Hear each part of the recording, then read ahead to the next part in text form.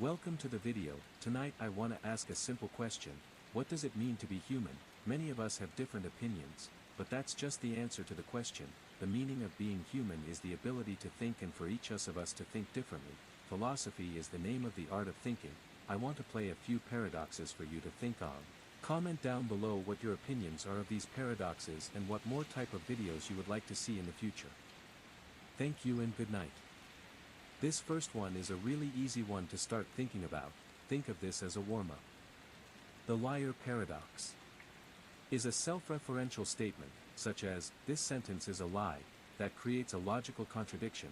If the statement is true, then it must be false, and if it is false, then it must be true. This paradox demonstrates that some sentences cannot be assigned a truth value, true or false, without leading to a logical contradiction. The poison well paradox. A town has a well that they are worried is contaminated with a toxin.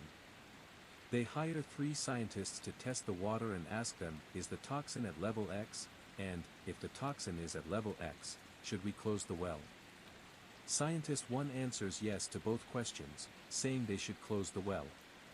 Scientist 2 answers yes to the first question and no to the second, saying they should not close the well. Scientist 3 answers no to the first question and yes to the second, saying they should not close the well. Because of this, the statements, based on the majority opinion of the 3 scientists, we should close the well, and, based on the majority opinion of the 3 scientists, we should not close the well, can both be true. The ship of Theseus is a philosophical thought experiment questioning whether an object remains the same after all its original components are replaced over time. The paradox, first mentioned by Plutarch, asks if a ship whose every plank has been replaced one by one is still the original ship of Theseus. The puzzle is complicated further if the old planks are reassembled into a second ship, forcing the question of which, if either, is the true ship of Theseus. The unexpected hanging paradox. A prisoner is sentenced to a surprise execution on a weekday next week, but the prisoner's logical elimination of all possible days leads to a contradiction. He reasons that he cannot be hanged on Friday, then Thursday, and so on, concluding no such surprise execution is possible. However, when the executioner arrives on a specific day, example, Wednesday, the prisoner is surprised, highlighting a flaw in his reasoning and leaving the paradox unresolved. The Raven Paradox. Also called the paradox of the ravens, it arises from the idea that all ravens are black is logically equivalent to all non-black things are not ravens. Seeing a black raven clearly supports the hypothesis. But seeing a green apple, a non-black, non-raven, also technically confirms the hypothesis, by the logic of confirmation theory. Why it's paradoxical? Intuitively, a green apple seems irrelevant to the claim, all ravens are black, yet it logically contributes to confirming it, challenging our intuitions about evidence and confirmation. This next one's for my gambling goblins. The lottery paradox. Suppose you reasonably believe that each individual ticket in a fair lottery will lose, because the chances are so low. But you also know one ticket must win. Why it's paradoxical? You end up with a set of individually rational beliefs, that each ticket will lose, which together lead to a contradiction, they can't all lose. It questions how we handle probabilistic reasoning and belief aggregation. Moore's paradox. It involves saying things like, "It's raining, but I don't believe that it's raining." This is logically possible and could even be true, but it's absurd or self-defeating to assert. Why it's paradoxical? It shows a deep conflict between belief, assertion, and self-knowledge. Why can't we sensibly assert something we don't believe, even if it's true? The crocodile paradox. A crocodile steals a child and says to the parent, "I will return the child if and only if you correctly predict what I'll do." If the parent says, "You will not return the child," now the crocodile faces a contradiction. If it returns the child, the prediction was wrong. If it doesn't return the child, the prediction was correct, so it must return the child. Why it's paradoxical? It creates a self-referential trap similar to the liar paradox, challenging logical conditions and truth-telling. The preface paradox. An author writes a book with many claims, each of which she believes to be true. But in the preface, she writes, "Despite my best efforts, there may be errors in this book." Why it's paradoxical. The author rationally believes each statement in the book is true, yet also rationally believes at least one might be false. Rational belief seems inconsistent when applied collectively. The paradox of the court, aka Protagoras versus Euathlus. A teacher, Protagoras, agrees to teach a student, Euathlus, law, under the condition that the student pays after winning his first case. The student never takes any cases. The teacher sues him for payment. Both sides argue circularly. Teacher, if I win, you pay. If I lose, you still must pay, because you've now won your first case. Student, if I win, I don't have to pay. If I lose, I still don't have to pay, because I haven't won a case yet. Who really wins? The paradox of self-amendment. A legal system often has rules that define how laws can be changed, but what if a law is passed that amends the very rules for amending laws? Why it's paradoxical. It creates a loop. Can a system legally change the rules about changing rules using the very rules it's changing? It challenges the foundation of authority and legal self-reference. The Abilene paradox.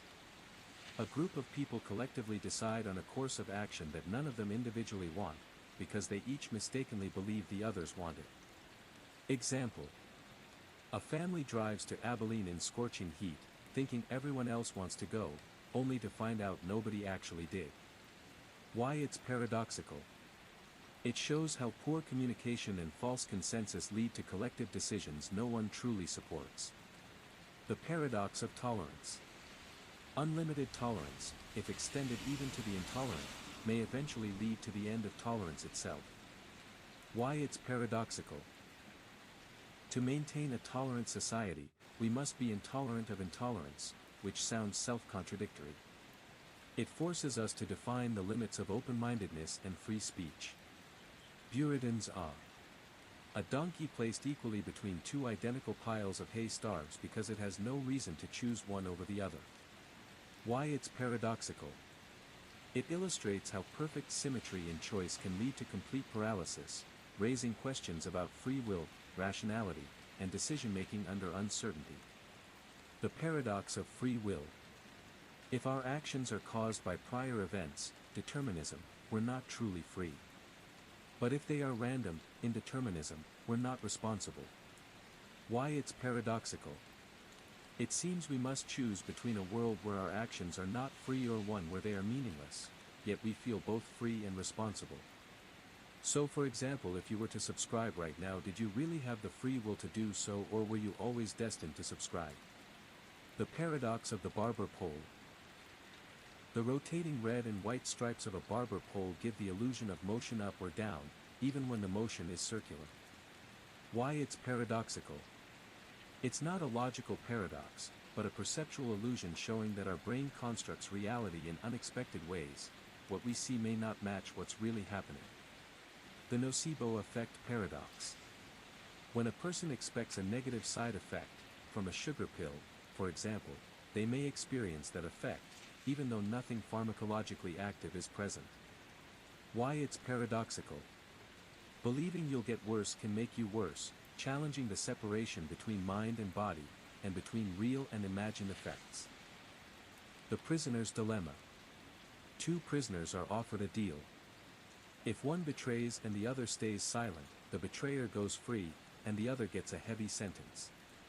If both betray, both get moderate sentences. If both stay silent, both get light sentences. Why it's paradoxical. Mutual cooperation gives the best joint outcome, but rational self-interest pushes each to betray, resulting in a worse outcome for both. It illustrates conflict between individual and collective rationality. Shout out Young Thug. The birthday paradox. In a group of just 23 people, there's about a 50% chance that two people share the same birthday. Why it's paradoxical. It feels counterintuitive because we compare our birthday to others, but the math is comparing every possible pair. There are 253 of them in a 23-person group. It challenges our intuitions about probability and coincidence. The bootstrap paradox. An object or piece of information is sent back in time, becoming the cause of itself. Example. You travel back in time and give Shakespeare his own plays. Who wrote them originally? Why it's paradoxical. There's no clear origin. The thing exists in a loop, not created, just passed along. This challenges ideas of causality, originality, and the flow of time. Simpson's paradox. A trend that appears in several groups of data disappears or reverses when the groups are combined. Example. Two treatments may seem more effective for different subgroups, e.g., men and women, but when combined, the less effective treatment appears better overall. Why it's paradoxical. It exposes how aggregated data can mislead, and how important it is to account for hidden variables or stratification.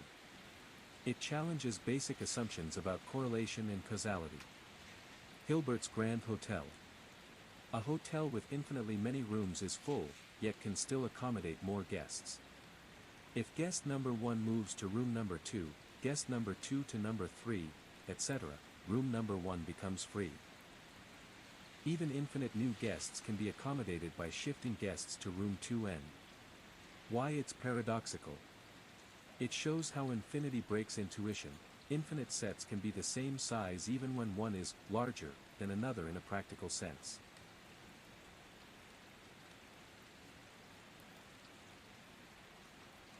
Please subscribe, Daddy.